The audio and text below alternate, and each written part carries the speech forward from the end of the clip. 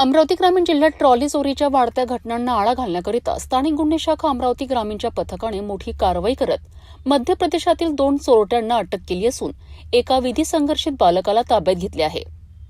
अटक करण्यात आलेल्या आरोपींची नावे 23 वर्षीय अमित रामकिशन जावरकर, 19 वर्षीय अभिजित रामकिशन जावरकर तसेच एक विधी संघर्षित बालक असा त्यांचा समावेश आहे।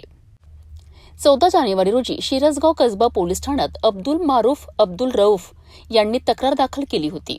त्यांनी देऊरवाडा ते माकर्डा रोडच्या बांधकामाकरिता उभी केलेली ट्रॉली आणि त्यातील लोखंडी साहित्य अज्ञात चोरट्यांनी चोरून नेले होते।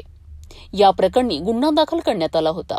या गुन्ह्याचा तपास सुरू असताना स्थानिक गुन्हे शाखा अमरावती ग्रामीणच्या पथकाला गोपनीय माहिती मिळाली। या आधारे 25 जानेवारी रोजी शिरसगाव कसबा परिसरातनं 2 संशयितांना ताब्यात घेण्यात आले।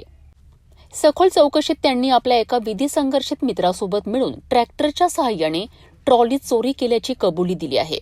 तसेच एप्रिल 2024 मध्ये निंभारी गावाजवळील शेतातून आणखी एक ट्रॉली चोरी केल्याचेही उघड केलेत। आरोपींच्या माहितीनुसार मध्य प्रदेशातील देडवाकुंड येथील शेतातून 2 चोरलेल्या ट्रॉली आणि चोरीसाठी वापरलेले सोनालिका कंपनीचे ट्रॅक्टर असा एकूण 5,30,000 रुपयांचा मुद्देमाल जप्त करण्यात आलाय।